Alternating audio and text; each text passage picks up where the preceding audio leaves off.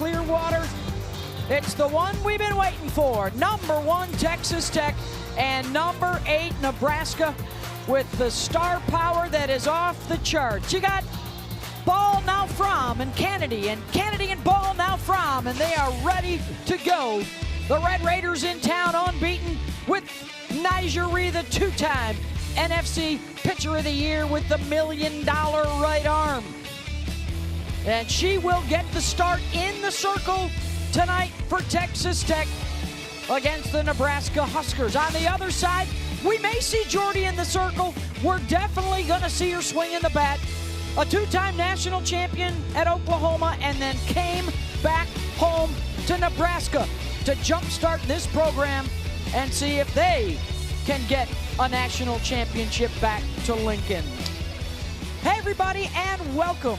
I'm Beth Mowens alongside our Olympic gold medalist Jessica Mendoza, Michelle Smith. We've got Fromm, we've got Kennedy. Let's get this party started. We got the stars. I mean, you guys, you think about even just coming off of last season. Who are the most exciting seniors coming in this year? It's Nigeria Kennedy, it's Jordy Ball, now Fromm, and now we have them head-to-head. This is something we talked about coming into the season, and we get it tonight. Yeah, and typically it's not until May or June at the World Series. We have them here in February in Clearwater, and they've both been outstanding. All right, and the numbers don't lie when you go back-to-back.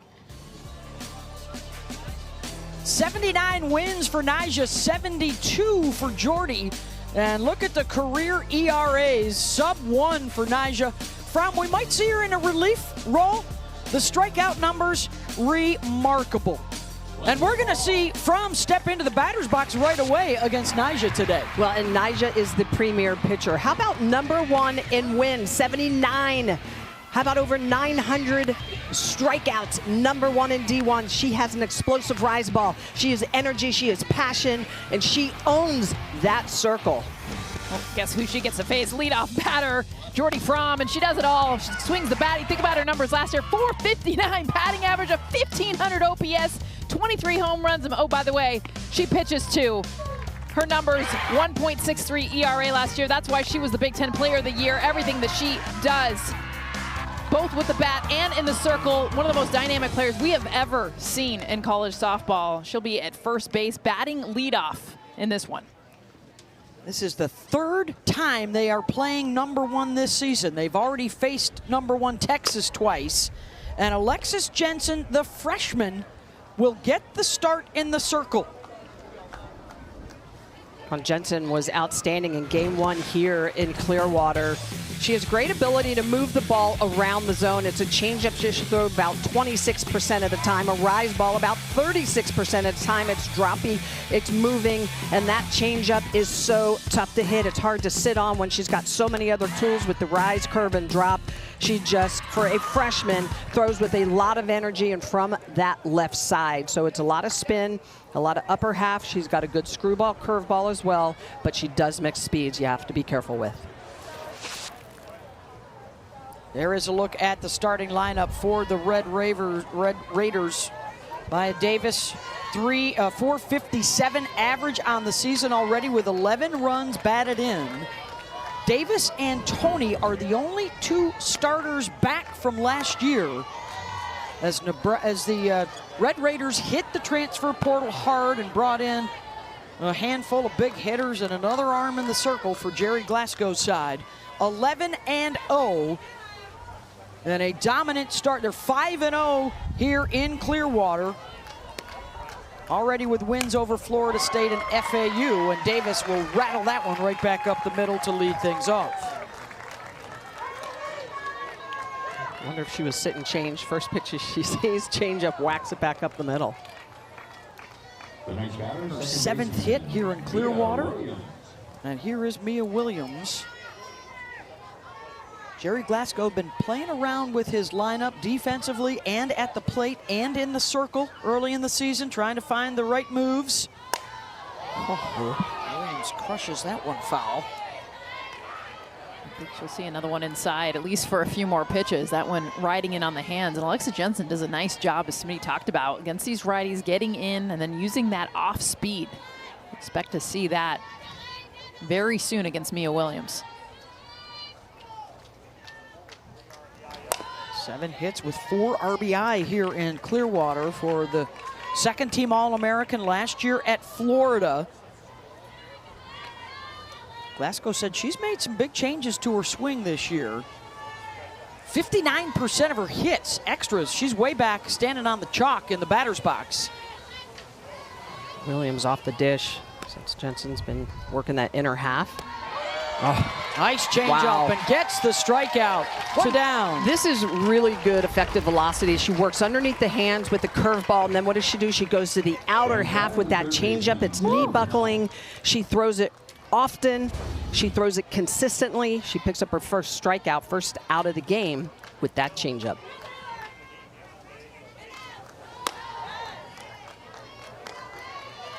Here's Taylor Panel, the transfer from Tennessee. She was with the Lady Vols at the World Series last year. And already Jerry Glasgow wants to talk to his hitters and base runners here. It's probably just pattern that he's seeing already. I mean, remember, they're facing a freshman. They come into this, and Jerry's thinking, we're seeing Jordy Fromm. They're probably preparing for something more arm side, a right-handed pitcher. Now you get the freshman Alexis Jensen. So a lot of it's learning as you go. Not a whole lot of scouting report yet on Jensen. Well, and he's probably saying someone is going to need to sit change just to try to hit it. The more you hit it, the less pitchers typically will use it. It becomes a non-factor. A season of firsts last year, which included the Big 12 regular season and tournament titles. Their wins record at 54. Jerry got a nice new contract in the offseason. En route to the championship series, falling in 3 games to Texas.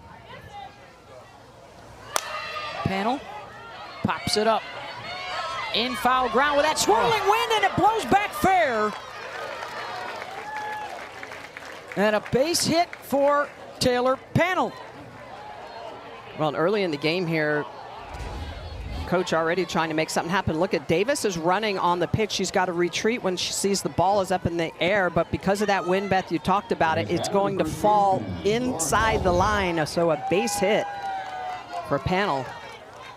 That's tough. As a pitcher, you feel like that's a beat. You induce the pop-up, but you don't get the out. So instead, a couple of base runners for the number 4 hitter today, Lauren Allred. She played first base a lot last year, has been spending some time in right field, back at first base today for the junior from Texarkana. 4 for 7 with a couple of RBI here in Clearwater. Runners go, and the throw down to third, not in time, and the double steal for Davis and Panel. And so this is all about a foot race to third base. Take a look at where Sammy Bland is going to be at. She is way back, but then it's a fake bunt, so they pull her in. Her momentum is coming in, and that is nothing but a foot race. So Davis is running on the pitch, but because they pulled Bland in on the fake bunt, she gets to the back of the bag. Great dive, too. Really good dive. That's old school softball, too. Show bunt, steal third.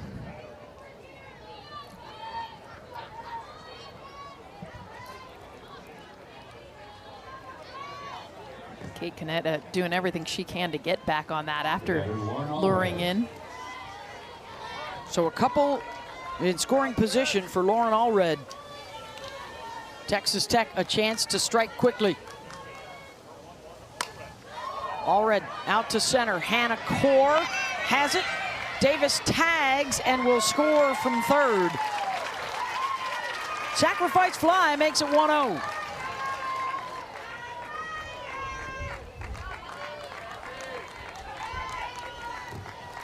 Just think about how big that pop fly was that would have normally been caught without the wind, drops in, and then that double steal, getting runners into scoring position to come around and score. Well, Jerry does that. We saw him steal home last year at the Women's College World Series. He told us the other day, with all these big hitters, it's hard to create chaos on the bases, and here he is in the first doing just that. And it's Jasmine Burns. Can't help himself. Longtime assistant at Georgia and then the head coach at Louisiana before coming to Texas Tech last year.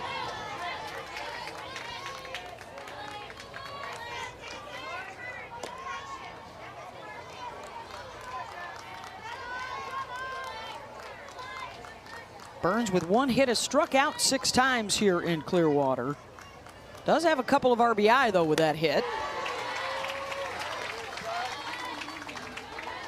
And has also walked 6 times.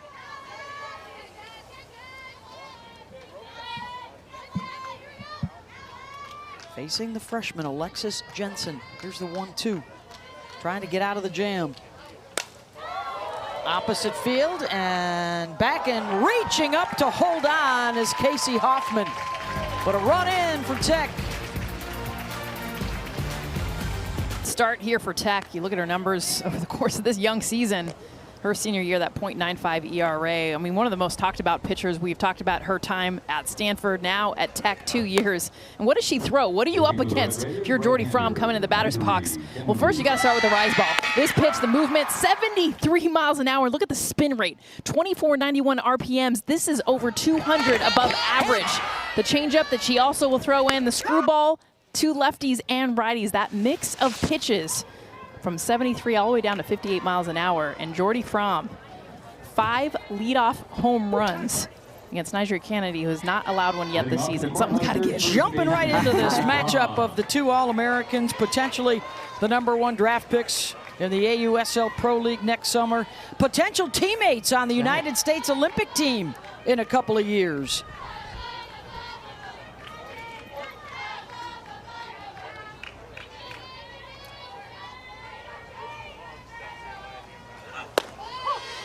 First offering in for a strike. They have seen each other before. They played a game early last season. Kennedy actually hit a home run off of Fromm in that one. And then when Jordy was at Oklahoma, they saw each other in the 2023 World Series. Jordy picked up a pair of wins. Something to keep an eye on too is see the radar gun we've got. She's about 65, 66 miles an hour. Nigeria Kennedy, as she gets going in the season, we will see her in the low 70s. Still building up her strength to 100%. Oh, there it is. Nice off speed in for a strike. Well, and that's what makes that 66 feel like 76 when she's throwing that changeup effectively. I've seen a lot of good pitchers doing that, understanding how important it is to mix speeds. Hits the swing and the miss upstairs. Well, and those are the 2 primary pitches that Nigeria Kennedy will throw, and she uses that setup pitch as the changeup. That's going to pop in there in the low 50s, high 60s with the rise ball. Look at the great rotation, upper part of the zone, and just gets Fromm to swing through it. 1 down, and here's Hannah Kamensund. Hannah 2 for 13 so far in Clearwater. The Huskers 2-2. 5-4 on the season. Their 8th ranked opponent of the year. Rhonda Ravel really wanted to challenge this group. It's almost all upperclassmen. The freshman Jensen, the outlier in the circle today. This is a team that was a win away from the World Series a year ago with just about everybody back, and their intention is to put together a good enough resume to be a top 8 seed and host a regional and a super regional next year. Yeah, both these teams are on this the road. spring, I should say, yeah. Well, the coaches talk about it. So important to host a regional and a super if possible. Stay at home. Huskers were eliminated in 3 games against Carlin Pickens and Tennessee in Knoxville last year. Here's the 2-2 from Kennedy. Wow. More high heat, 2 down. Jess, that rise is popping. Yes. Well, it's the movement plus the velocity, and that's the biggest thing that's standing up to me right now is where they're starting their swing is here, and then where it ends up is above their hands. So you got the combination, high velocity, high movement. And how about the location? She is throwing that right over the middle of the plate. She's saying, I'm challenging you. You can catch up to it. If you can elevate it, probably not. That wind has been a factor today, and it is swirling around. It's picking up a lot of dirt. It's picking up a lot of leaves off the trees around the field. Here's Jessie Farrell.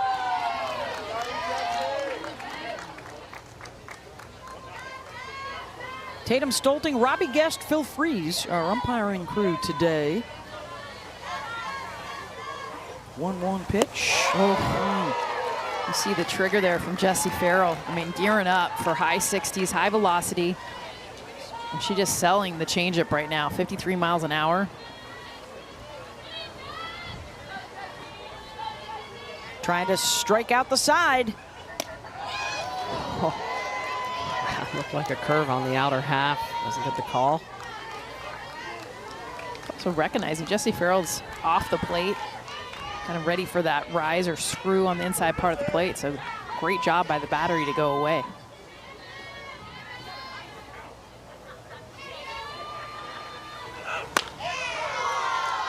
Full count.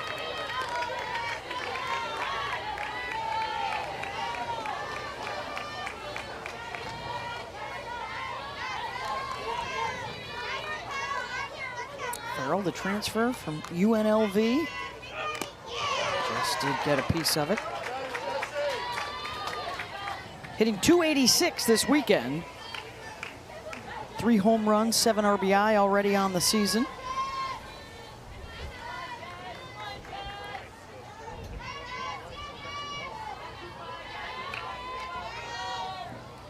Three-two pitch from Nigeri Kennedy.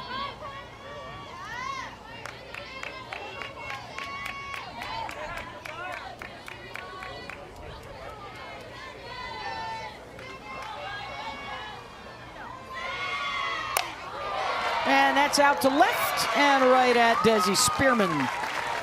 1-2-3 start for Kennedy, 1-0 Tech. How about our Shriners Children's keys to the game? Well, for Texas Tech, keep on rolling. 5-0 here in Clearwater, still undefeated. They played super dominant, especially here in Florida, and then for Nebraska, they got to put it all together. I mean, they've had a 2-2 record, 2 blown leads, so you've seen a lot of good.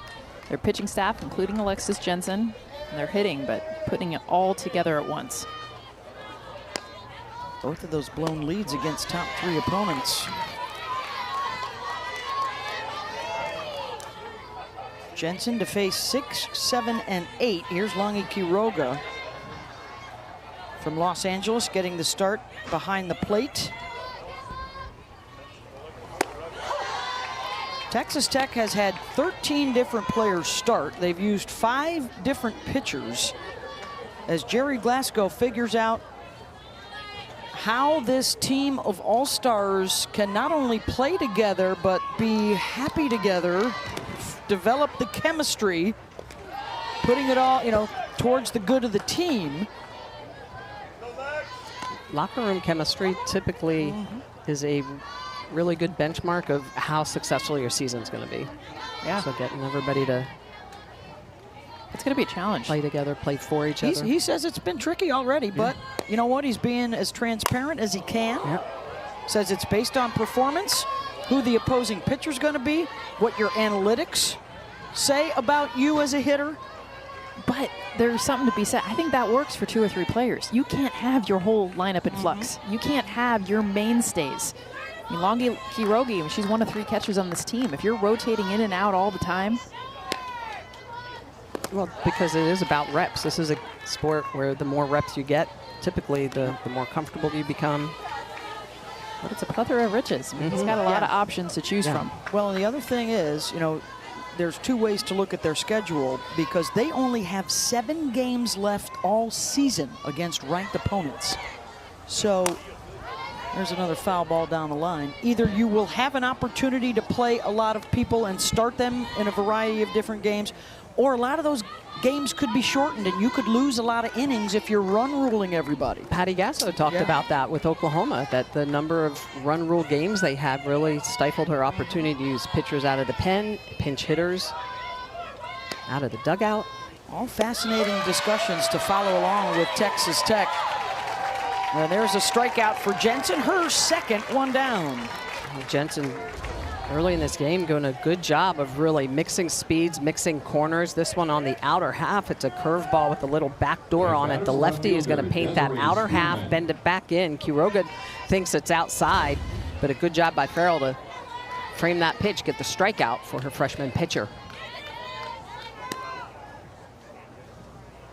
the other thing, Jess, is, you know, you've got all the 3 All-Americans and then Caitlin Terry that came in, but then you also have under the radar a player like Desi Spearman, who's hit home runs in her last 2 games. She comes in looking for playing time out of New Mexico State. Yeah, we talk a lot about the big name transfers, and this is a big time athlete. Desi Spearman, what we've been able to see from her early in the season, 2 home runs back-to-back games, 4 hits, 10 RBIs.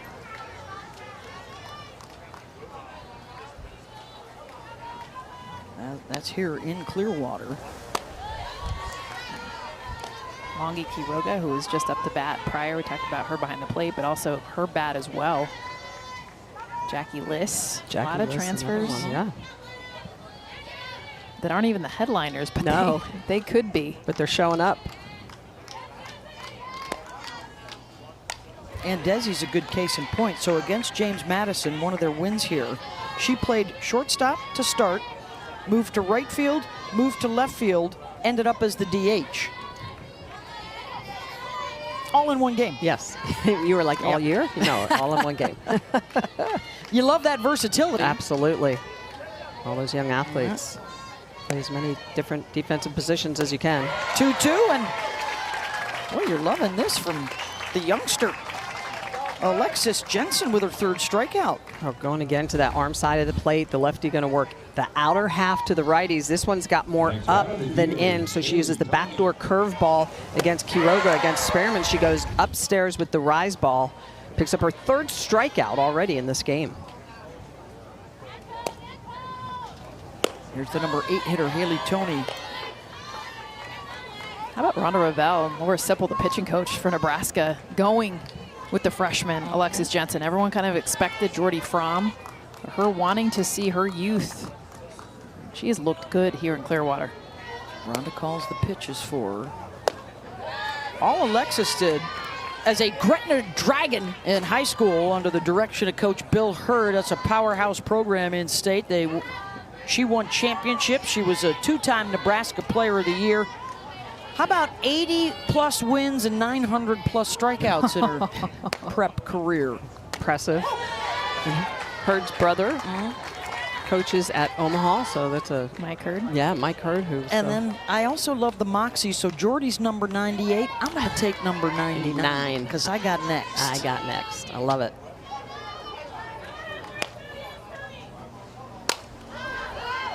Fouled out a play. And it's kind of cool, too. Alexis Jensen is going to get her first at bat. She's hitting for herself in this game. She hasn't hit all season. And then they put her into the lineup against Nigeri Kennedy. Here you go, freshman. Here we go.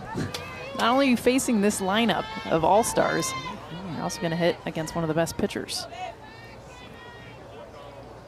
Well, we've seen it from other players here in Clearwater this year and through the years. This can be your welcome to the big leagues kind of moment. And how about a strikeout of the side for Alexis Jensen? Woo, shake it up. Oh, Jensen, the freshman, getting it done in the circle. 4 strikeouts. Oh, the passion, the energy by the freshman. She's loving it. Wagon to a star if you're a Red Raider at Texas Tech. National runners-up last year under Jerry Glasgow. They've got the 2-time Pitcher of the Year in Kennedy. And they hit the portal hard in the offseason, brought in another big arm in Caitlin Terry from UCLA. And All-American, All-American, All-American. Panel, Burns, and Williams bringing the smoke at the plate to support Kennedy, and the intention, a bold one, and it's out there for everyone to watch all season long. They want to win a national championship. 1 game away from it last year.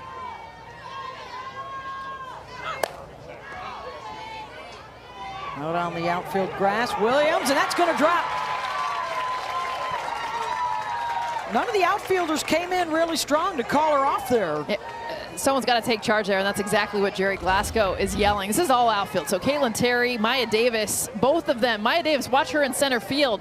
She's just coasting, and with the win, you have to take charge. This is your ball. No way, Mia Williams. I mean, just look at her. I can't get to this. I mean, she's all the way out in right center field. That's an outfielder's ball. We've talked about finding the chemistry and playing the same positions. Ironically enough, those three usually are in those three spots.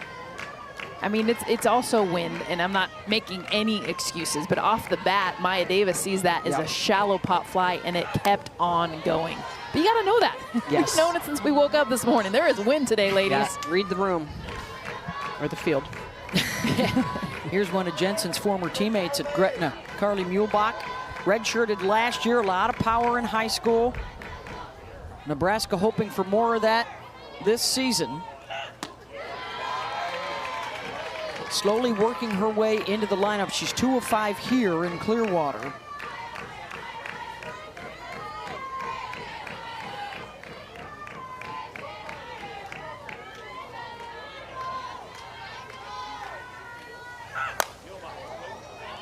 Skies that one out to left center. Spearman, one down. That's where I'm curious with Nebraska. You get to kind of middle bottom of their lineup, and you get a leadoff batter on base. And if you're not going to traditionally bunt her over, this is where you need to have some versatility in your lineup to be able to move runners. 1-0 ball game. You're facing Nyjah Kennedy. That could be your biggest opportunity. This runner that they just gave to you, it's on first base. Yeah, if you get a leadoff on, you have to figure out some way to get him to second. They do not do that there. Here's Casey Hoffman. We showed you at the top of the program, Kennedy's career ERA is sub-1. So the runs are usually hard to come by. Last year she was #2 in the country in ERA. #2 in strikeouts, so you're not getting a lot of balls in play either necessarily, and she led the nation with 34 wins.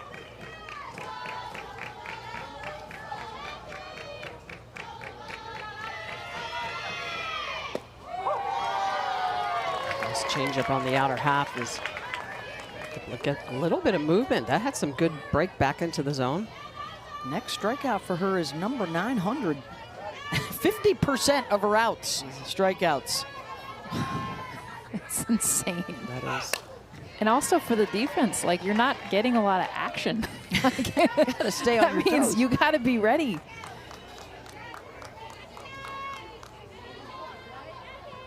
%50 of her outs so far today, strikeouts. The other 2 are flyouts. Small sample size. Good math. I don't think I've ever heard that before. Here's the 2-2 to Casey Hoffman. I think she needs to go back away. She's getting the off the plate away to Hoffman right now. It's been called first with the screwball, then the changeup. Hoffman. Unreachable for Now Pound. Hoffman's having to reach for that pitch, knowing, okay, I can't leave it on the umpire, but a couple inches being called a strike. Still can run it back in. Kennedy's got so many options. Still go to the rise ball right down the middle if you want. Hoffman, her second year at Nebraska, she came with that group that transferred in from Arkansas, all returning to their home state, she and the Kamenzens. Stays up on the rise, drives that out to right center, and there's Caitlin Terry, 2 down. Well, and you could hear the dugout calling changeup on that, so somebody's picking that changeup off of Kennedy. Yeah, they screamed it. They're not trying to hide it at all. The next batter, center fielder, Hannah Core. They want to get in her head. That was up in the zone, too. So here's Hannah Core, infield pop-up. Kennedy just getting out of the way at the last moment for Quiroga to end the inning. For the Nebraska Huskers this year, 11 homegrown Huskers comprising this roster, including Jordy Fromm. They beat #1 Texas on February 7th, trying to beat #1 Texas Tech today.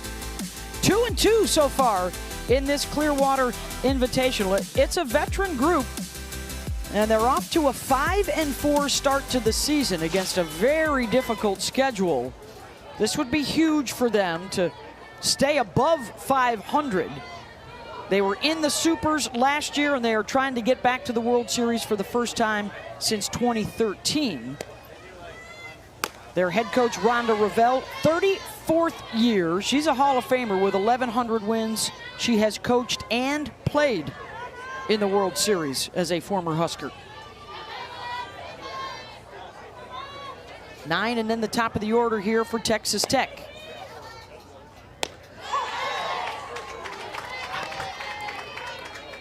So much movement on that pitch.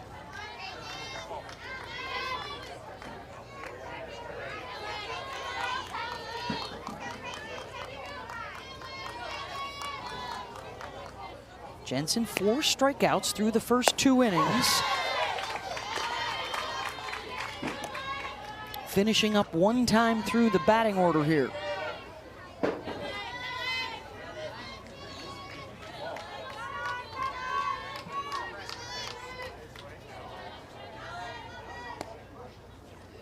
Caitlin Terry, check swing. Oh, it stays fair, and then it bounces away from Kaneda. That was crazy spin.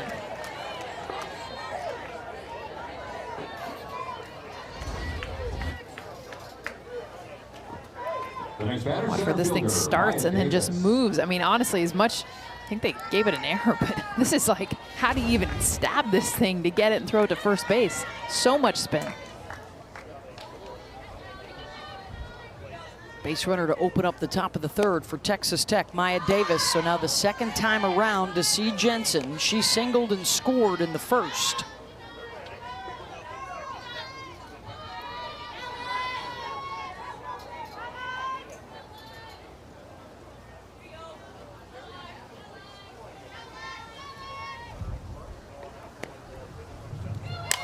Davis launches that one out to center, and that will get by Hannah Core.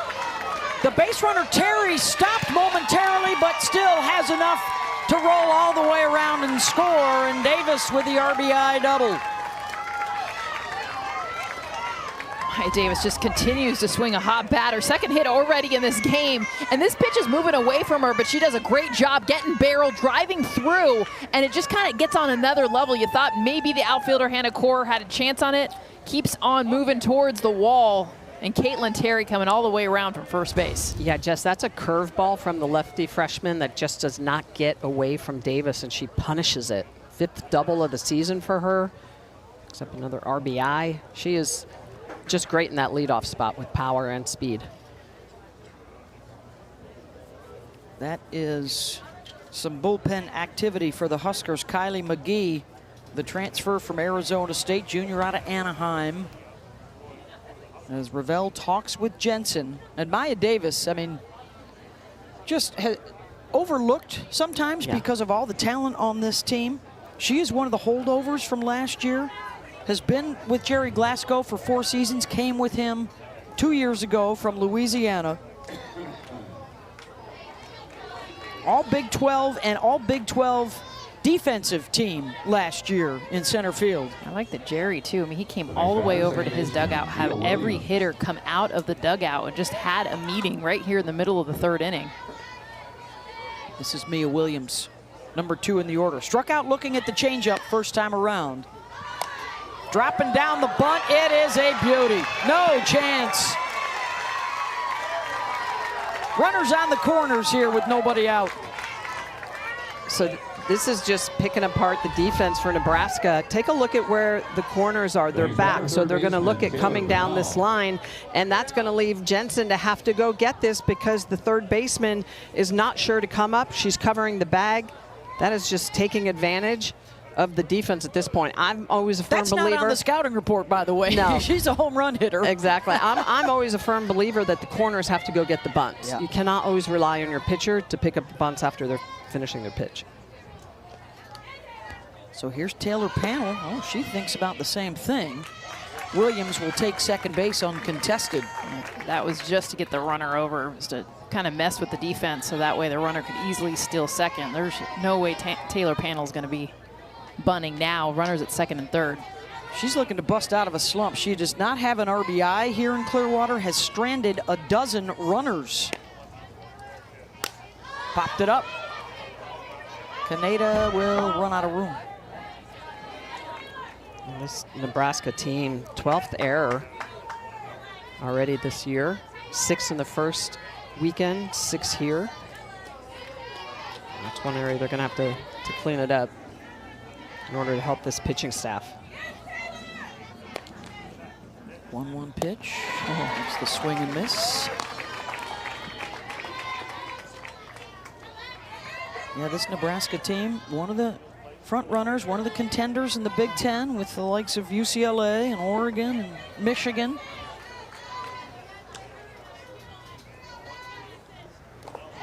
And another swing and miss from Panel. The throw down to first to get her.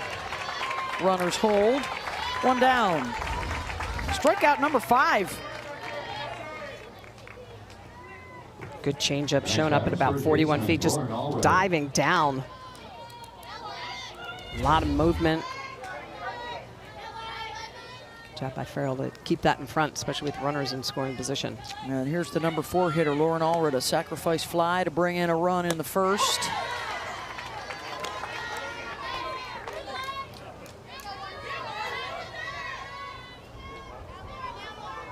She too started out at Louisiana and then came over with Coach Glasgow.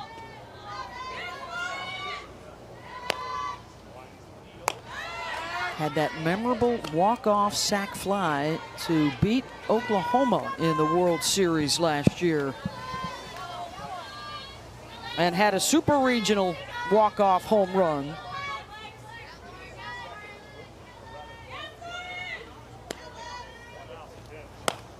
Swing and a miss there.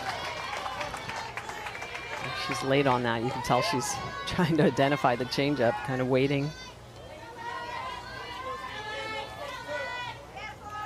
This Jensen changeup is dastardly. It is. And then she comes back with that. Strikeout number 6. 2 down. Jensen continuing to use that changeup in multiple situations, but this is a curveball in the outer half, and a lot of these hard pitches are set up because the changeup is in the back of the mind of these hitters. But a great curveball to expand the zone. 6th strikeout. Off the end of the bat from Burns, and Kaneda has it over to first to end the threat. Another run in, 2-0. Texas Tech selling you the sunshine in Clearwater. Coaching all the different tricks I want to do. Already saw the double steal impact this game. How do you make those decisions with this kind of lineup? It's just fun. I like to coach like that. We've already used the steal third and second, and we used the hit and run with Maya. And as we go through the year, we'll get a lot more stuff incorporated in our offense. Right now, I'm trying to just let them play. But it's time. Those are the kids I had the last 3 years at Louisiana and Texas Tech, and so it's easy for me to make moves with Lauren and Maya and that group. And Coach, what have you seen from Nyjah Kennedy in this tournament here in Clearwater? Greatness. Greatness. She's just special. I mean, she's special off the field. She's special on the field. She's just a great ambassador for softball, and greatness. Thank you, Jerry. Thank you, Jerry.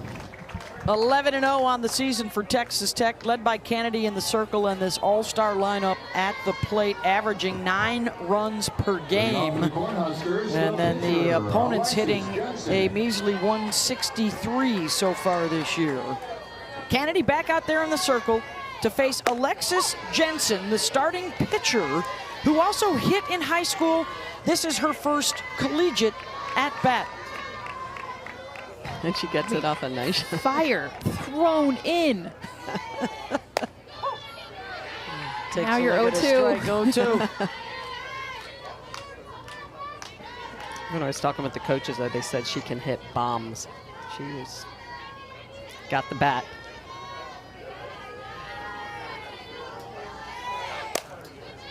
Pops it up.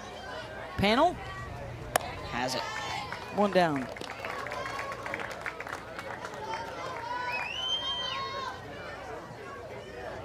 I've never had to wait so long to call a pop-up as an out as we have today with this wind. We've had I'm 2 just drop waiting. already. I'm just waiting. Batter, second baseman, Lauren Kemmons. Nothing's routine today. Nothing is. Here's Lauren Kamenzind in the 9 spot. It's been all the outs, too. All of them in the air are strikeouts.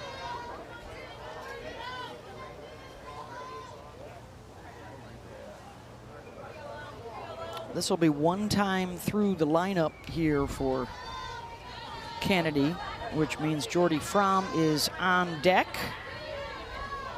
That's why this 9-hole, Lauren Camazin, is a huge spot. Whoever hits in front of Jordy Fromm, importance of getting on base. And ironically, Jordy is sandwiched between the Camazin twins. Got Lauren in front of her, Hannah behind her. Those are the two important parts when you have an impact player. Not only who hits behind her, but also in front. And as good as she is in the circle, I mean, what she's been doing at the plate. A 400 hitter last year with 20 home runs for Jordy. And when you combine that with the 20 wins in the circle, nobody's ever done that before.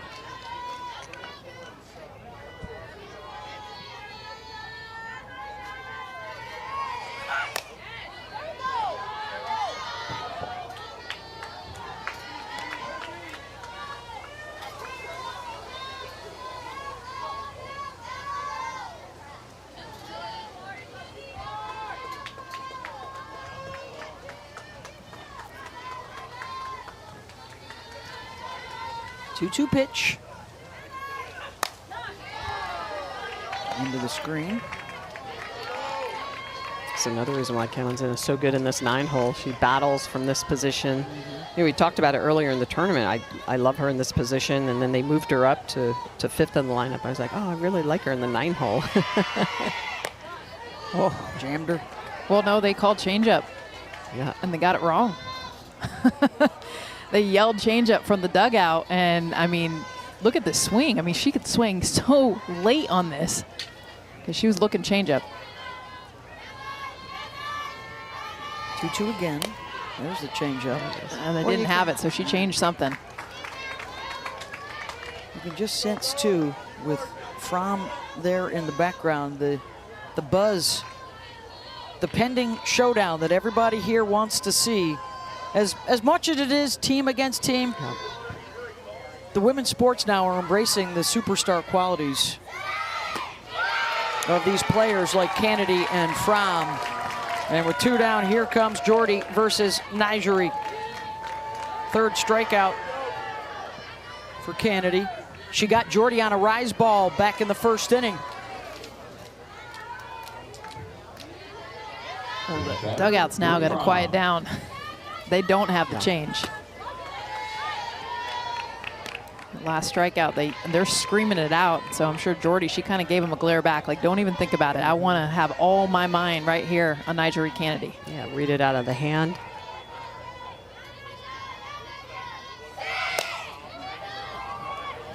Got under it. Out and left, Desi Spearman, and a 1, 2, 3 inning. With Kennedy and with Davis and the other returnees trying to get them back to Oklahoma City to compete for a national championship at the World Series. Quiroga's another good addition. And that'll be extra bases as she rambles around to slide in safe at second.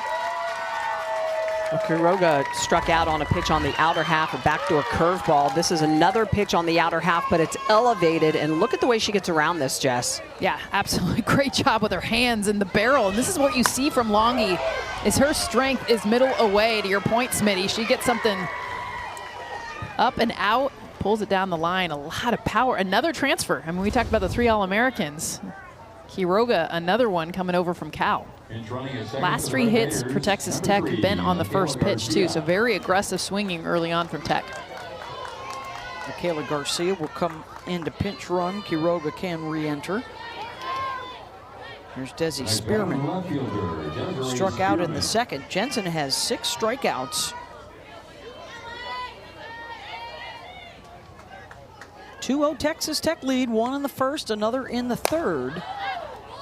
And there's the pop up to 2nd. Camazin got it, 1 down. Red Raiders just 1 of 6 so far today with a runner in scoring position. Next batter, the DH, Haley Tony. Had a wind-aided run in the 1st, and then the error that led ultimately to the 2nd run of the game in the 3rd.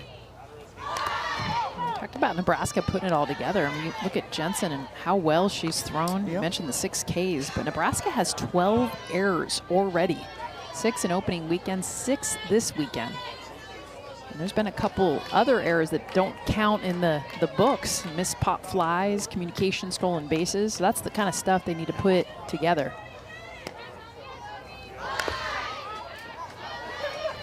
Tony mad that she didn't get the bunt down.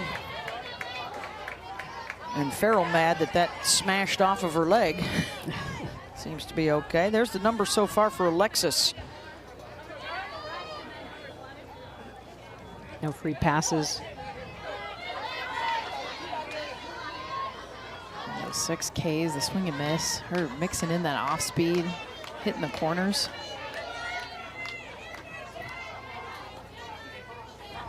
She's been impressive here. If you remember her first weekend out, she faced Texas a couple times. She gave up 5 home runs in that first weekend. She told her coaches, she was like, wow, well, welcome to college softball. You put the ball on the white part of the plate, it gets punished. Those were her exact words. I got punished. And she came right back, looking for ways to improve. I mean, she was terrific in that win against LSU to open up this tournament. Shut down their offense. Well, she wants to get these next 2 outs. You don't want to bring Maya Davis, who's already got 2 hits, back the top of the order. You have 8, 9 hitters. Tony pops it up, and a nice play by Jensen to get back to it, 2 down. 2-strike bunt. Yeah. That was interesting. Do not see that very often. Haley Tunney was so good last year as a freshman for Texas Tech. I feel like she's pressuring herself right now and just pressing in general. You can just see it. Hasn't had the start at the plate she wanted. So here is Caitlin Terry. Can Jensen get out of it at the bottom of the order? Reached on the error and scored in the 3rd. The RBI double from Davis, who's on deck.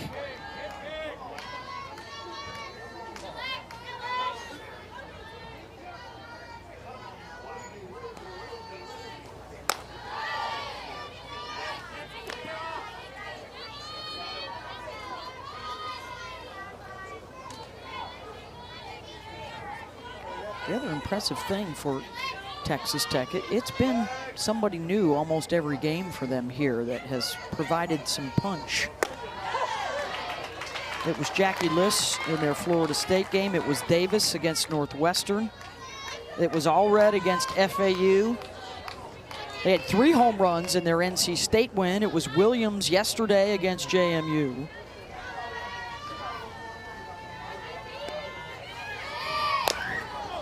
That's always what you want to see, because you can't pitch around the entire lineup, right? You can pitch around 2 or 3 big boppers in the lineup that might be doing most of the damage, but they're just so complete 1 through 9, as well as off the bench. 2-2 to KT. Full count. Caitlin Terry has that inside-out swing, does a great job peppering the ball to the left side of the field. That comes from like her short game background. Starts her stance super open. In fact, both her eyes are on the pitcher. She's almost square to the pitcher when she starts.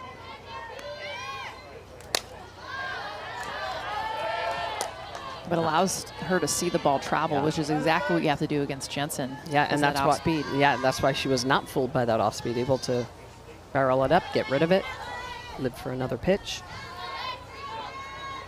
And just to your point, you can always tell as a pitcher when hitters are looking like that, you can tell if they're seeing it out of your hand. Yeah. Called strike 3, number 7 for Jensen.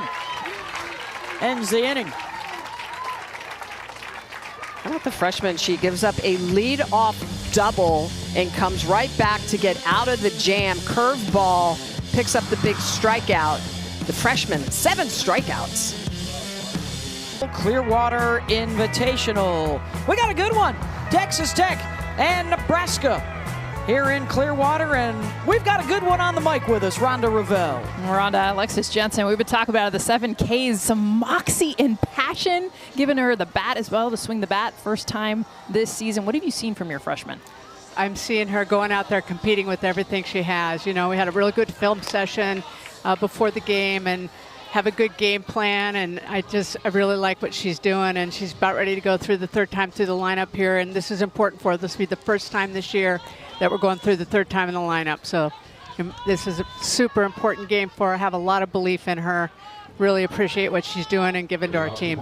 And Coach, what's the message to your offense going up against Nyjah Kennedy, one of the best pitchers in the game? Yeah, well, we just got to continue to get our swings off when it's in the zone. I thought we've let a few, you know, she gets ahead and she's even more tougher. So yeah. We've got to get our swings off when it's in the zone a little bit earlier in the count. All right, thank you very much, Rhonda. Thank you. See if they can do that here in the bottom of the fourth. Just one hit so far off of Nyjah, and Ravel and Sipple, they know a thing or two. Accounting for 90% of the wins in Nebraska history, both as players and coaches. And Sip, fantastic with the Canadian national team for Absolutely. years in her playing days. Pitched in the '96 Olympics for Canada, also coached for Team Canada. I actually played summer ball with her. She was a teammate of mine, just outstanding teammate. Rhonda Ravel as well. Helped coach us through tons of batting practice. Just great people. 2, 3, and 4 in the lineup to face Kennedy. Hannah Kammensen fouls it off. A strikeout on a rise ball in the first inning. Nyjah with 3 strikeouts, and everything else has been in the air. The lone hit, Ava Kuzak, and that was kind of blown around in the breeze and fell in the middle of the campfire defense out there in right center. Trying to get a hard hit one.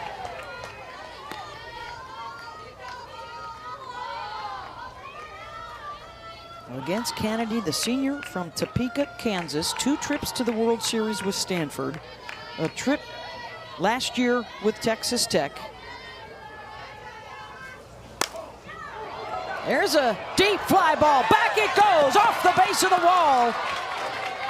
And a stand-up double for Kammensen, almost left the yard. Well, the biggest thing in this at bat is she goes down 0-2. She laid off the rise ball that was out of the zone, and then she goes and gets a pitch that's actually just left up and away. And look, this is like a 70% swing. So we talk so much when there's velocity, just need it. Hits it off the base of the wall for a stand-up double. First runner in scoring position, and now Jessie Farrell is the tying run at the plate. And she launches one, even deeper than the last, and it is gone. 2-run shot off of Kennedy. 2-run home run for Jessie Farrell.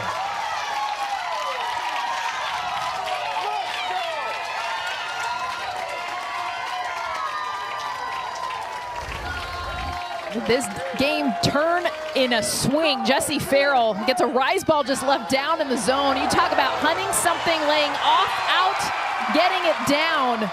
I mean, no doubt about it, ricocheting off of the railing in center field. And how about Coach saying we need to get our swing off earlier on good pitches in the zone, and that's exactly what happens with Kammensen and Farrell. That, you talk about response, that's what you want.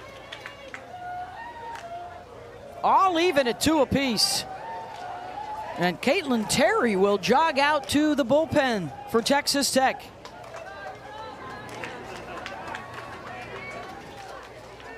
It's the second time through the order, and you're just seeing those quick adjustments being made from these Husker hitters. And the biggest adjustment is laying off the rise ball out of the zone, getting something down that they can hit. And we talked about this too. Nyjah Kennedy, the velocity isn't where we will see her later in the season, where we saw her at the end of the year. I mean, she's usually 70 to 73 miles an hour. Yep. Those rise balls are about 66, 67. So Desi Spearman, who was the DP, will move out to right field. Terry is in one bullpen, and look at this new development in the other bullpen. Oh, Shorty Fromm my getting goodness. ready. Let's go. Now that the Huskers are back in it and even at 2. I mean, this feels like a World Series game. Yeah. I mean, this is February, folks. It is a World Series game in February, Jess. Yeah. on the 2-run home run from Jessie Farrell, who was 0 for her previous 7 at-bats before tattooing that one over the left center field fence.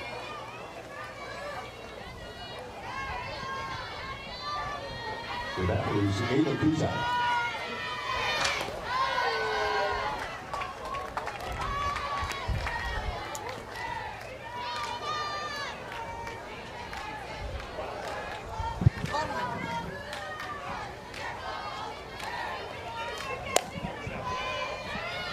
They are definitely getting better bat on ball this inning. Second time through for the heart of the order. And this is the player for Nebraska that they are anxiously awaiting her arrival to the season. And Kuzak strikes out. Well, that's the struggles of Kuzak. She's been chasing pitches out of the zone. That one is almost non-competitive. It's way up, but she's gonna, you can see it starts up at her letters and it continues up over her head, and she just swings through it upstairs. Big strikeout for Kennedy. There's Carly Muehlbach. That's the difference between the two, the double and the home run, and that last strikeout is Farrell and Kamenzen took the rise ball out of the zone. So into the 4th inning of work here for Kennedy. Looks like we may see Jordy Fromm moving forward. Just a couple of coaches giving the people what they want. Maybe not in the order that we all thought it would happen. But as fans, that's all we can hope for. Well, I think that's the way our sport's moving now. I mean, you want your ace in the game toward the end of the game. If you think they can only go through the lineup 2 or 3 times, 2 times, you want them at the end of the game when the pressure's on. Well, these are the adjustments you look for your players to make. Yep. Once they start seeing a pitcher a little bit more. First time through the lineup, not a whole lot happening. And now this inning, the double, the 2-run home run, and a tie score.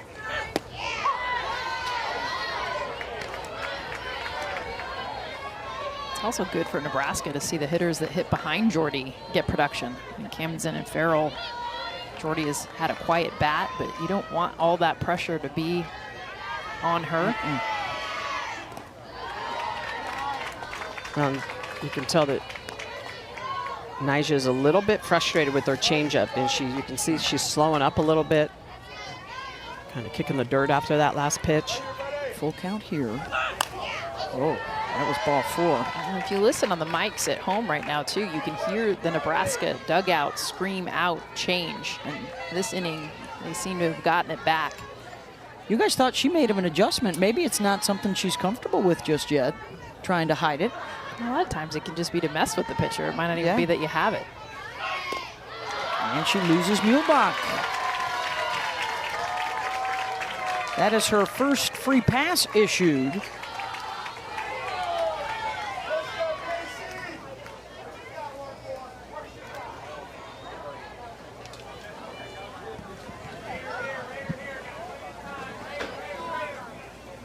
That'll bring up Casey Hoffman, flew out to right field back in the second inning. And a pinch runner coming on. That is the go-ahead run now for Nebraska on the bases. Dakota Carter. Pinch running at first for the Cornhuskers, number 55, Dakota Carter. The next batter is the right fielder, Casey Hoffman. After falling down 2-0, a chance for the lead for Nebraska.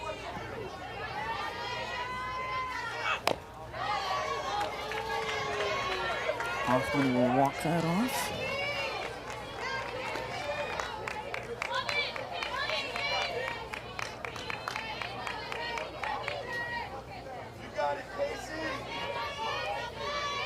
Hoffman with a lot of pull power. See if they challenge her inside. And they continue to go inside. Just one of the first 10 batters reached base for Nebraska. Now 3 of the last 4 have gotten aboard.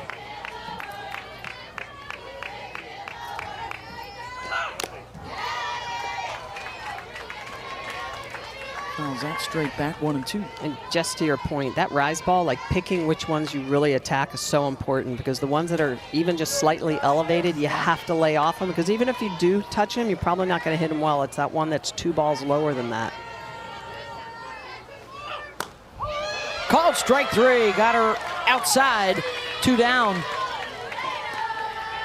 And this is the pitch that you want to attack, not the one that's a ball or 2 higher than it. This is the rise ball that you want to try to go get. This one's on the outer half. This one's got a little screw to it, so it's a little up, a little out.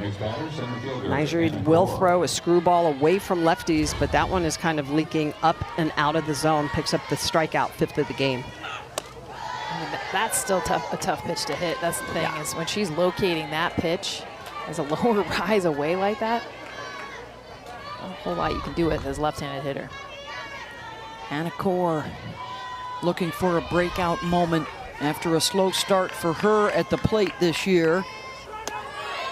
Runner goes, the throw down is in the dirt, out into center field. Carter now in scoring position with 2 outs.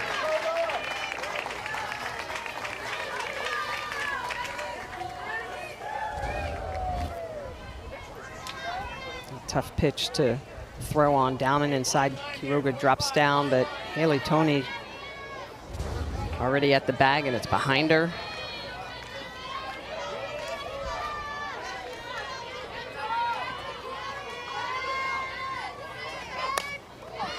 Foul on a play.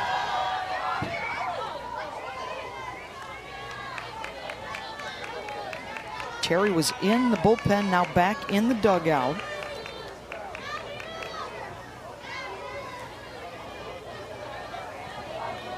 Nebraska's been pretty good here in Clearwater with 2 outs. Half of their runs scored, as a matter of fact. Hitting 368. Base hit, Hannah Core. Carter will head for home.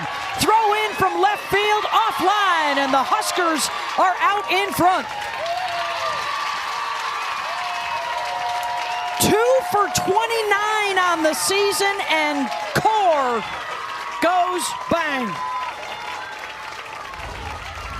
Oklahoma transfer, the biggest at bat she's had yet for Nebraska, taking this pitch that was a changeup away and just keeping the barrel long enough in the zone to get it into left field and score another run. Nebraska takes the lead.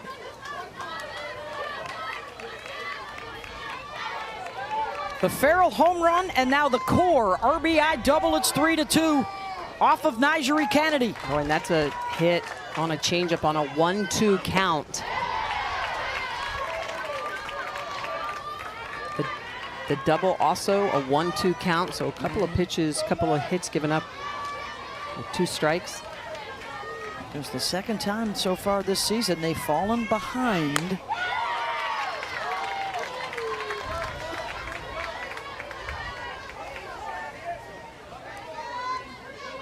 So important to keep scrapping, even when things are not going your way, for a player like Hannah Core, who was 0 for her last 13. But it's her big swing, the RBI double to get them the lead. And after the leadoff double and the 2-run home run, how about that? In 4 years, it's the first time she allowed back-to-back extras. And it was Hannah Camison getting it going with the double, and Jessie Farrell right behind her. That made it 2-0, and then they took the lead with the RBI single from Hannah Core. Is coming on, 72 career wins, over 700 strikeouts, and she will step into the circle with a 3-2 lead after the 3-run 4th inning for the Huskers. Jordy Fromm, you're going to see a lot of velocity at the top of the zone, a really good rise ball, but she also has an outstanding changeup, so she will mix you up and down throughout the zone. She'll spread it with a screwball on the outer half to lefties. Just a lot of late sharp movement, a lot of energy in that circle. Jordy Fromm, one of the best in the business at doing what she does, and that's getting outs. So we see Fromm, we see Kennedy today in this matchup. She will face the top of the order. Her 4th appearance in relief. They've been using her out of the bullpen. Really like her out of there because in the 9 innings she's done it. No runs. Very dominant. Tip of the cap to Alexis Jensen, the starter today, who struck out 7. who can return, by the way. Yes. Through her 4 innings of work, the 5 hits, the 1 earned run, and that nasty changeup that will now be atop her scouting report for the rest of her career. Here's Maya Davis. Singled and scored in the first, drove in a run with a double in the third. And now you run the gauntlet basically of at least 4 or 5 All-America candidates.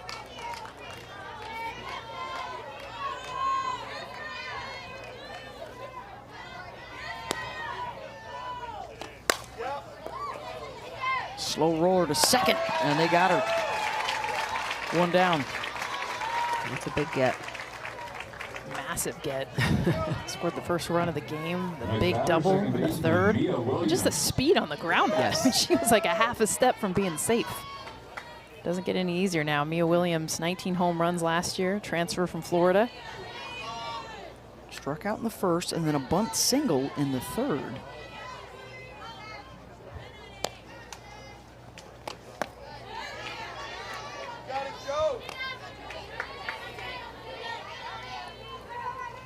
Texas Tech beat Nebraska early last season, but not many of these Red Raiders were involved in that with all the portal pickups. Watch her sit in. Oh. That's the equalizer. Mia Williams looking in, she gets in, but pulls the string with the changeup. Well, that's why Fromm and Jensen are such good mixes together in the circle. One's lefty, one's righty. They both have the good changeups, good rise balls. 1-1 pitch. That one was elevated. Hammonds calling for it on the grass, 2 down. And the changeup is what makes that rise ball a pop up to the infield, because it's, again, that effective velocity. It's same pitch location, different velocities. Can't get the barrel extended.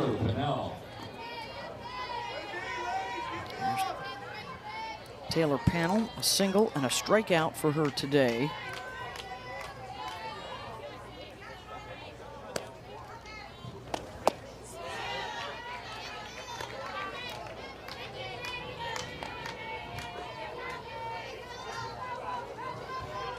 From last year's Big Ten Player and Pitcher of the Year. First time that's ever happened.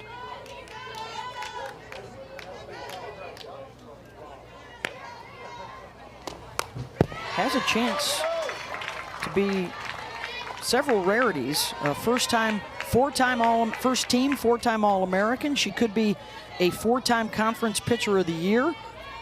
She could win a national championship at 2 different schools. Already has a couple from Oklahoma.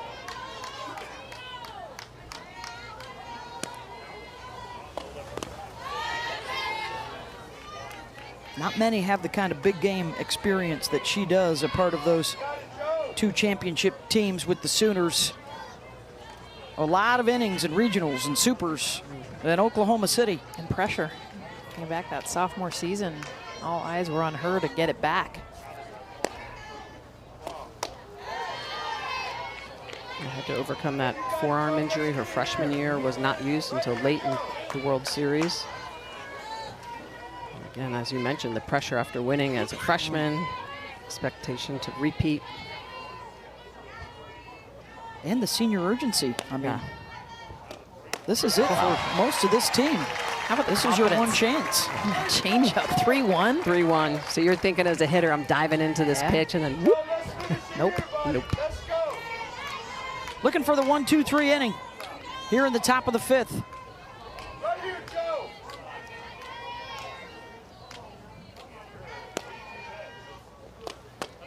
Got her. Late on that one. First strikeout for Jordy.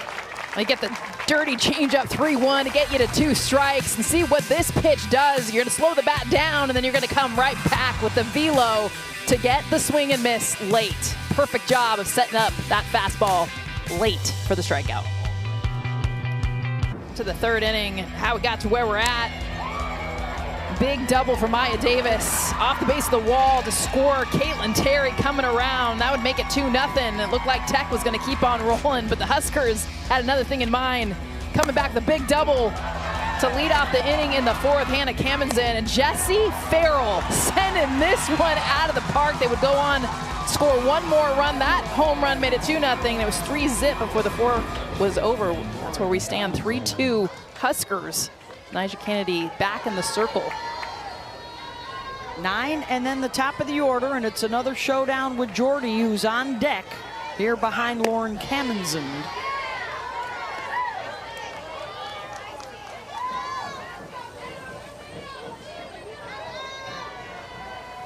Lauren struck out in the first. 5K so far for Nyjah. Pops it up out of play. They had only allowed 2 earned runs here in their 5 games, and now a 3-spot today from Nebraska. How about Nyjah never allowing back-to-back extra base hits in her career? That's nuts. That's crazy. Ground ball to short. 1 down, and here comes Nyjah versus Jordy. The next batter is the pitcher, Jordy Fromm.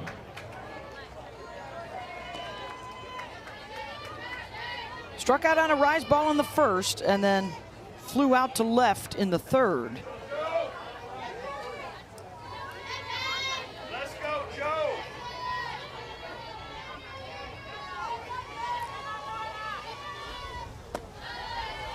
Change up misses low. Both times got out on the rise ball. I'm sure the mindset right now, Jordy Fromm, see something a little bit lower in the zone.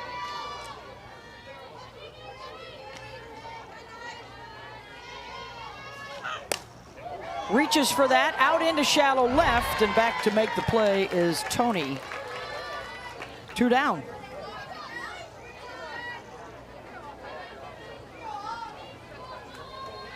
So they've kept the lead off quiet today, but it's Kamenzin and Farrell, the next 2 up here, that did the damage last inning. Left fielder, Hannah Kamenzin.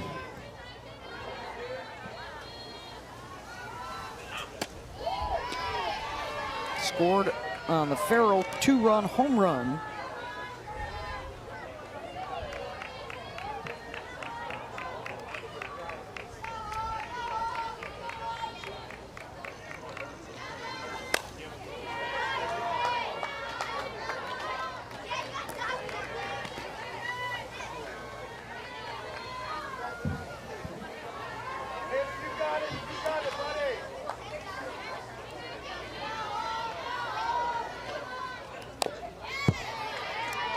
Spent a lot of her off-season, did Nyjah? A lot more rest and recovery.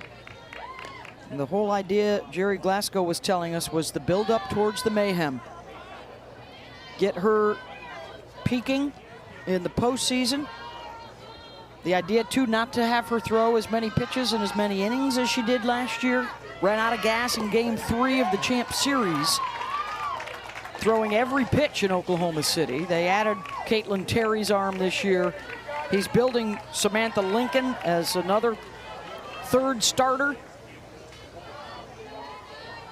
Chloe Riosetto, they've got some good arms in the pen. Ground ball, kicks up on Tony. I mean, there's just no way. That thing had jet fuel off the bat hop. And you got to stay down. That's why Haley Toney shaking her head. And they will give this a hit. Hard hit ball, but watch it just take off on her. You don't see a lot of bad hops this bad up over her head.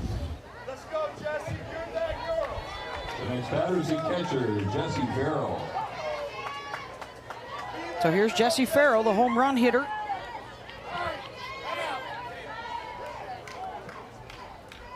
And Jerry Glasgow calling a timeout. And is he going to make the pitching change here? No, he's going to put her at KT back in the right field. Oh, yeah. And then I think he's going to bring in Lincoln. So Nyjah Kennedy lifted here in the bottom of the 5th.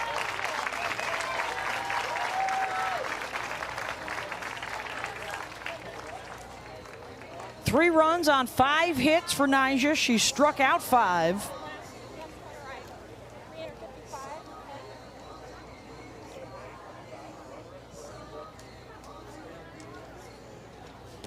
I think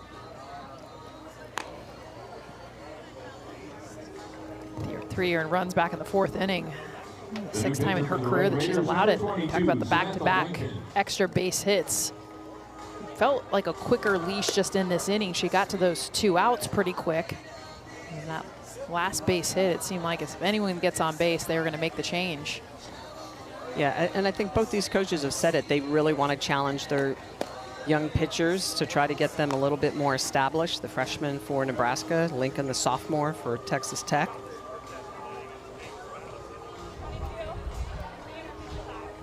She's going to work a lot of different speeds. Has that lefty spin, drop and curve, so she's a different look, and that's really what coach is looking for in this situation. So having seen a lot of rise ball from Kennedy, now they're going to work lower part of the zone from the left side. She throws that curveball about 43% of the time, as well as the drop. Those 2 pitches are the primary pitches. Here is the damage that Jessie Farrell did her last time up off of Kennedy with a runner on base. Well, and that was a rise ball that she just got underneath, elevated that out of the park. There's a good chance that Farrell's going to see a healthy dose of something low in the zone.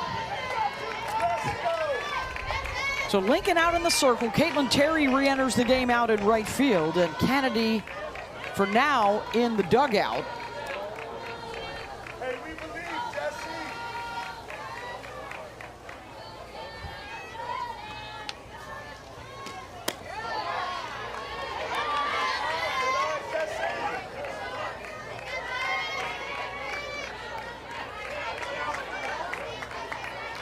Coming from behind for the 3-0 lead, 3-2 lead for Nebraska.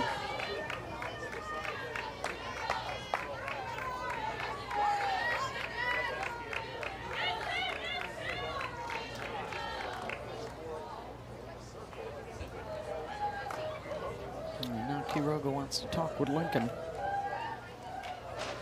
There's a mismatch with the signs and the communication coming from Quiroga. Sam Lincoln called that timeout, shaking her head saying, I don't understand.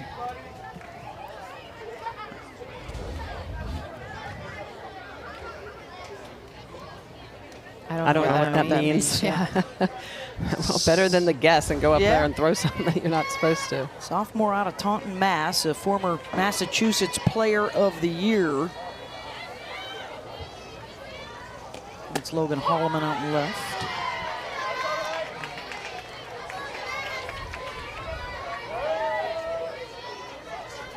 Desi Spearman. No, Spearman goes back out there. To the left, yeah.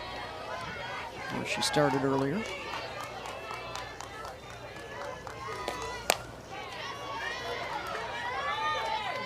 Caitlin Terry, who was warming up, is now back in right field. Lots of changes, man. You do a Texas Tech game, just be ready. Bring your eraser. Big eraser, not just eraser, And your big pencil. eraser. No pens. That's right.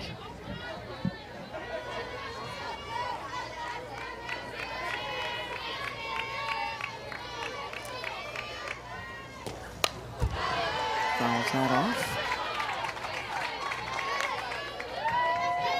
Remember, part of the plan for Sam Lincoln, Jerry Glasgow's biggest goal is to have her throw every 3rd game of those 3-game series that they're going to have in conference. So trying to get her those innings, get her those reps.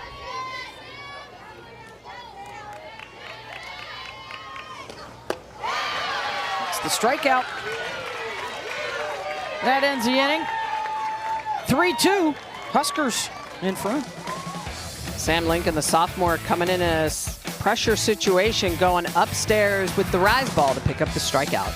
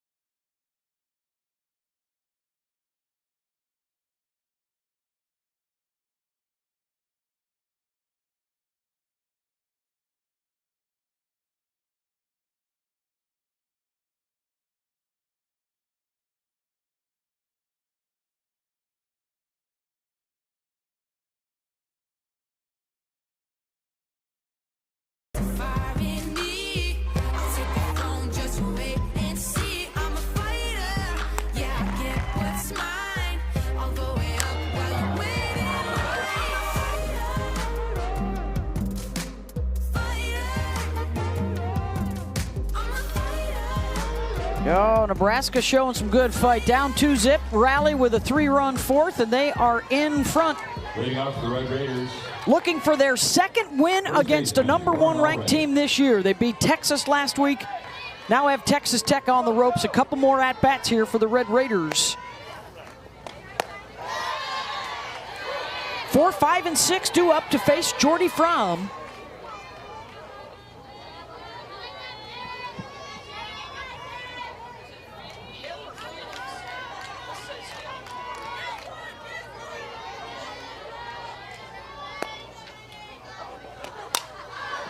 Allred fouls it off.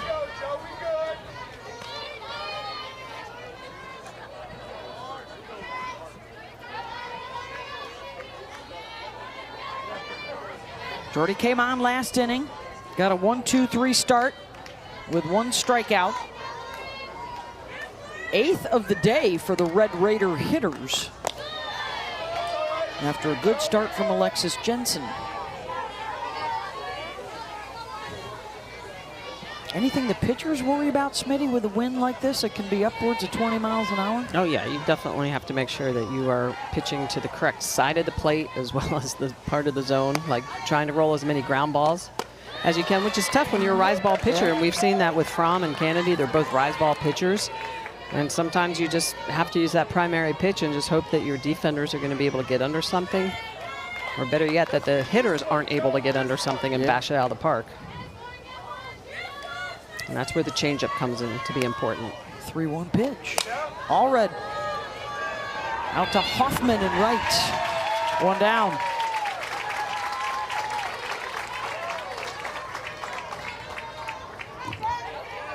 And that's why every year it's so important to continue to change, to diversify, have more pitches that you can go to so that you're not one-dimensional. Here's Jazz Burns, 0 for 2. This would be so big for Nebraska moving forward. Their tournament has been a bit of a thrash, 2-2 here. Been some frustrating moments. But they're learning a lot about each other. They're learning about their strengths and weaknesses, trying to get another top 10 win on the resume.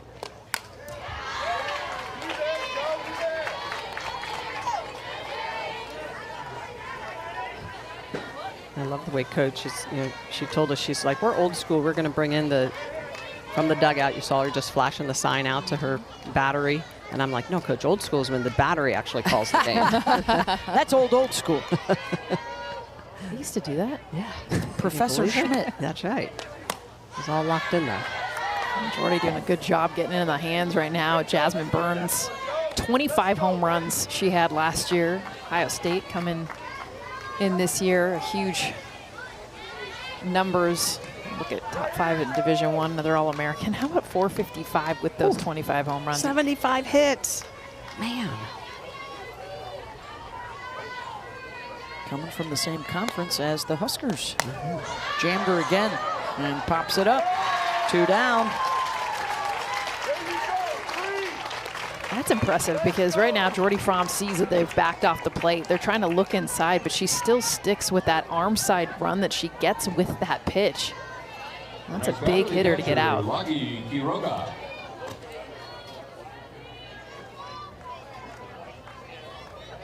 Langi Quiroga as Fromm goes for a 1-2-3 inning and put Texas Tech into their final at-bat in the 7th.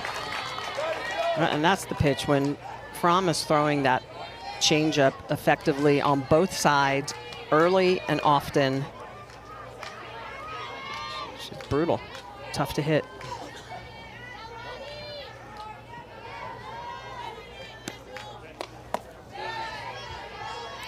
Oh, what a treat it's been, though, in February to watch all of these top 10 matchups this weekend, getting a glimpse at teams from all around the country coming to Clearwater to play.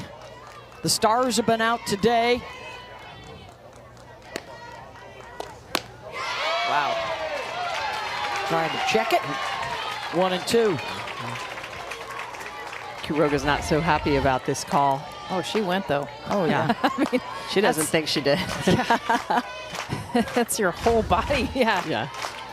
She makes contact. That's going over the fence.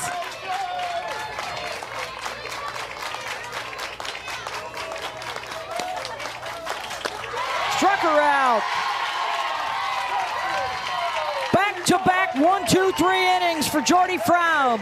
And it's a 1-run lead for Nebraska. Starting to see that energy from Jordy Fromm come back. Look at the way she gets underneath that rise ball, spinning it. The power, the energy, the passion. Jordy Fromm.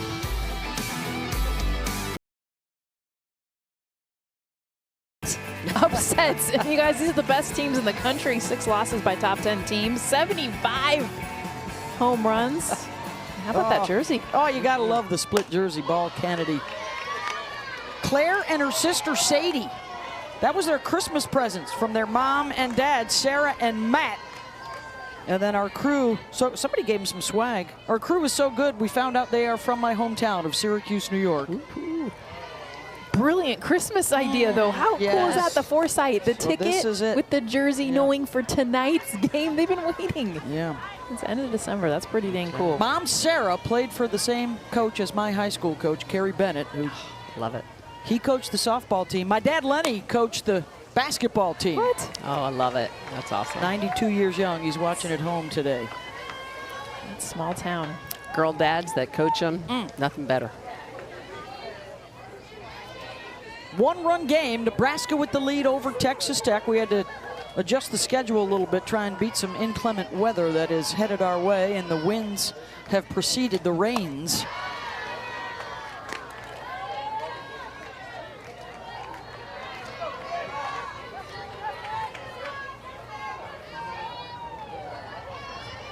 Have not seen a ton of win-aided home runs, though. Yeah, they've been no doubters. Wind or no wind. Wind could be blowing in. The home runs that we've had over here go out no matter what the condition. Definitely some base hit aided. Yeah. Though. Yes. Fly balls. Fly that just balls, no one can yeah. catch. This is 4, 5, and 6 against Samantha Lincoln. Ava Kuzak, a wind-aided single in the second, and then struck out on a rise ball in the fourth. A can of corn, aided, becoming a single.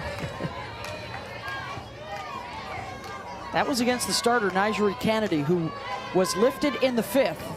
And Lincoln coming on. Trying to keep this a 1-run game with one more at-bat in the seventh for Tech. Kuzak is late on all of those, very late. I don't know if she's protecting on the off-speed, the changeup, trying to sit that, but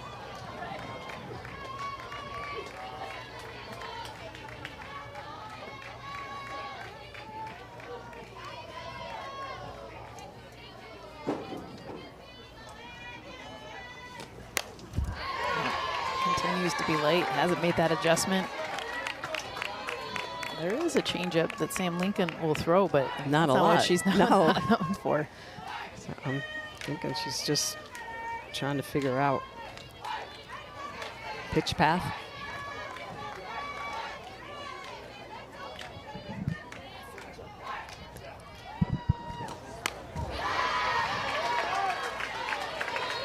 Heck of a battle either way. Mm-hmm.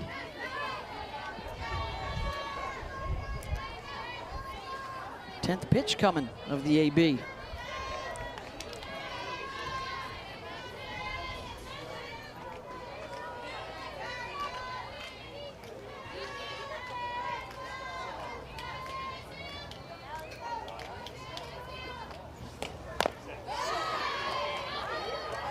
That's a fair ball. Good scoop by Valdez behind the dish. Jump up and get it. One down. I think they're going to ask for help on this. Take a look at what happens here. See if it's off the foot. Oh, Yeah. it goes off her in the box. Yeah, so that needs to come back. Come back, yeah.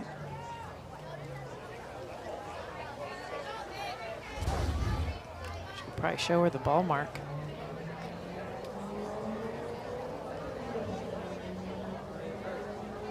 You rarely see, I mean, we've seen some funky spins here, but you rarely see a ball that's hit behind you come into fair territory. Unless it hits you.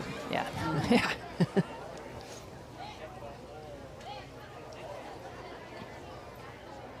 the UMCAP cam, which I think the public demands that we continue throughout the season. Oh, wow. Oh, wow. Oh, no. No, they're going to call her out. There's no review. Oh, man. That's hard. The next batter is the DH, Carly Muehlbach. So the DH, Carly Muehlbach, will step in with one down.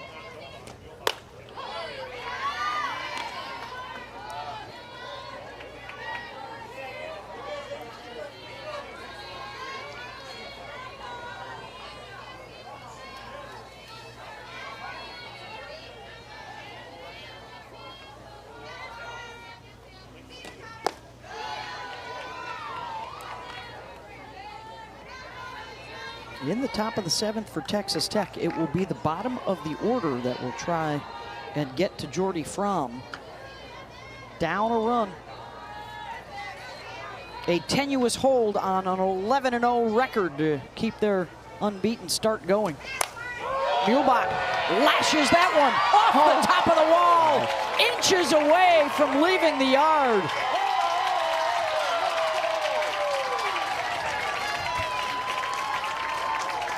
That's a freshman with that kind of energy. I mean, you know, this is, I mean, not just inches, this is an inch. I mean, look, pitch left over middle part of the plate, drives this thing off the top pole.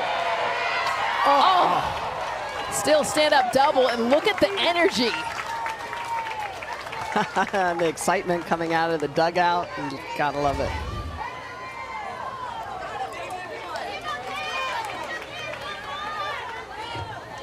Runner in scoring position, trying to add to the lead.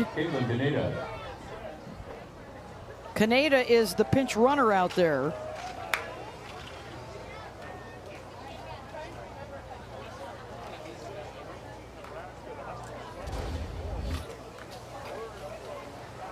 Take a look at how close. Oh. No. It just hit the pole at the wrong angle. It was coming down. It would a little bit up, it would have skipped off and over. She'll take it. Yeah, freshman. She's like, we're playing #1 Texas Tech, and I just got a double. She probably didn't even see it. As soon as she hit it, she's probably sprinting around the bases. It's her second double of the season, just her 4th hit. All of them extra bases. And now it's Casey Hoffman's turn.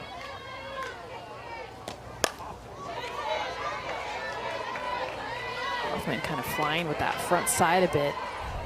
I saw it earlier with Kennedy, which made sense because of the velocity, but just got to stay just a beat longer, especially left on left. She is all pull. Let's see if they keep attacking her on the outer half. Pulls it down the line at first. The only play for Allred is to step on the bag, and that will move Kaneda over to third with 2 outs. The reason why Huskers have the lead is because of Hannah Core up right now. I mean, talk about her at bat. Give credit to the extra base hits back-to-back earlier in that inning, but it was this RBI single with 2 outs. The reason why Nebraska has the lead right now.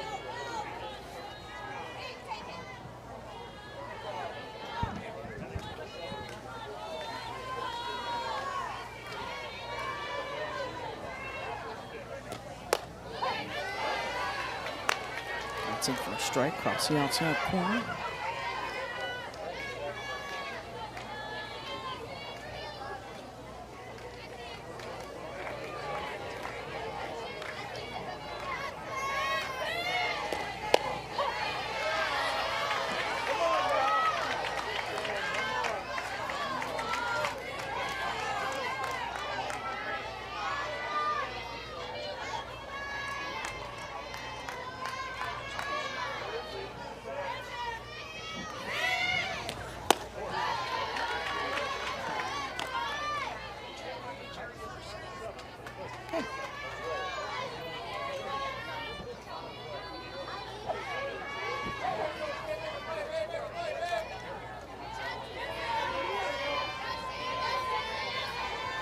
One-two to Core.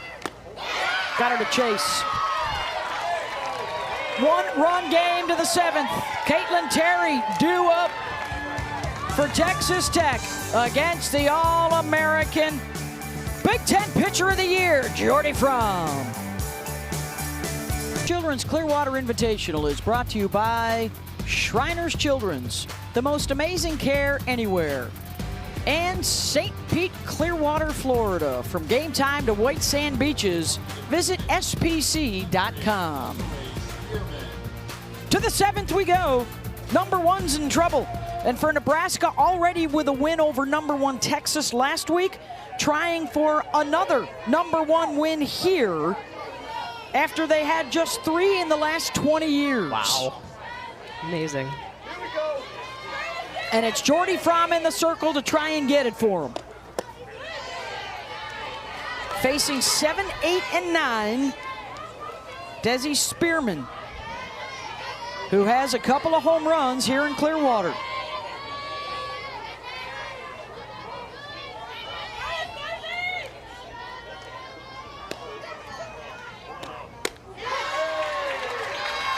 Jordy came on in the 5th, has retired 6 in a row with a couple of strikeouts. Looking for a capper to their tournament.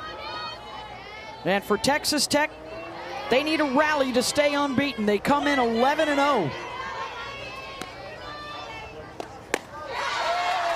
Nice pitch on the outer half after the changeup.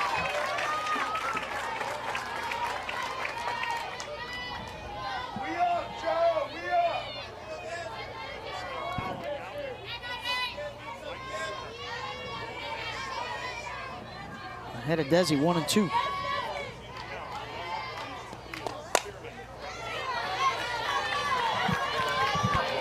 Bag at third.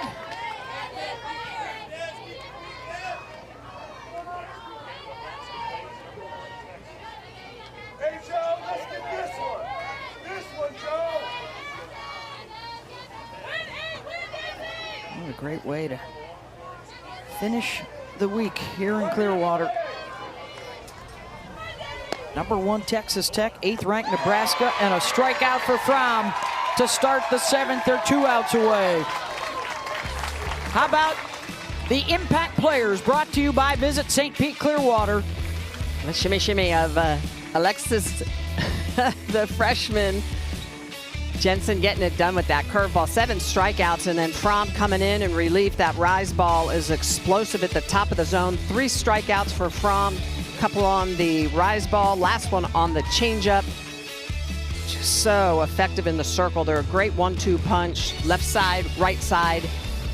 Sitting down 9 Texas Tech's hitters. 98 and 99 together today, trying to get the win against number 1 Texas Tech and Nigeri Kennedy, who had a 2-0 lead. And then the Huskers scored 3 in the 4th. The big blow, the Jesse Farrell 2-run home run, sent a rise ball way out over the fence in left center. And then the go-ahead, which stands as the game winner, is the Hannah Core RBI double. Here's Jackie List, the pinch hitter in the 8th spot. Off the end of her bat, a little twister. Bacon able to get there first, 2 down. That could have been really bad. Yeah, Jordy Fromm, by the way, hustling to get over to the bag, try to help out her first baseman. Bacon almost ran into her. They got the out. Batter number 55, Caitlin Terry. Hey, Joe, let's get it everybody. Right here. Last chance is Caitlin Terry for Texas Tech.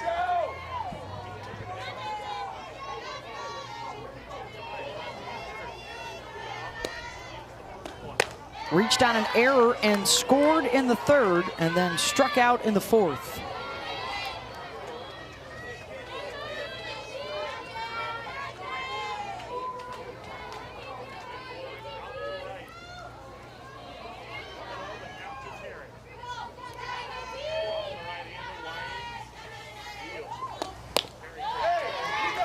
Fromm pitching to Terry, 9th hitter in the lineup. She has been perfect so far, 1 through 8, retired.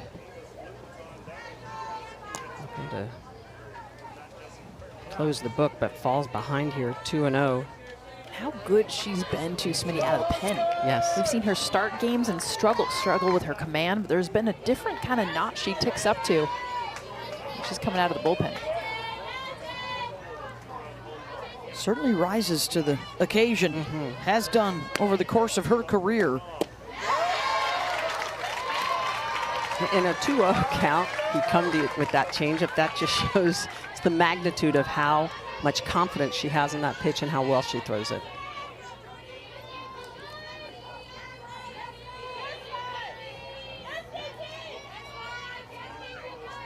Two-one from Jordy. And now down to their final strike. You should go back to that changeup, and something she started to throw is even that curveball that'll kind of come inside to these lefties, away to these righties. That would be a great time to break that out. Caitlin Terry definitely expecting something away.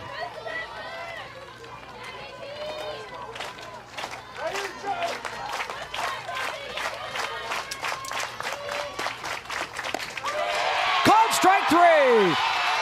Jordy ends it, and Nebraska wins it 3-2. And they take down #1 Texas Tech and beat Nigeri Kennedy. How cool was that hug right there? Alexis Jensen came running out of the dugout and chest bumped Jordy Fromm, them combining to beat the #1 team in the country. Jensen gets the win, Jordy the save. How about Jordy Ball being perfect in 3 innings of relief, 4 strikeouts, just so explosive. Pitch on the outer half, arm side, strong side for Jordy Fromm. And what a treat for softball fans. It's been a great week here in Clearwater. So glad you've been with us. On the road to the Women's College World Series. We'll be with you all year long on the ESPN networks. 3-2 your final. Nebraska a winner over Texas Tech. For our entire crew here, thanks so much to everybody that's been a part of our ESPN family. Michelle Smith, Jessica Mendoza, I'm Beth Moen. See you on the road to OKC.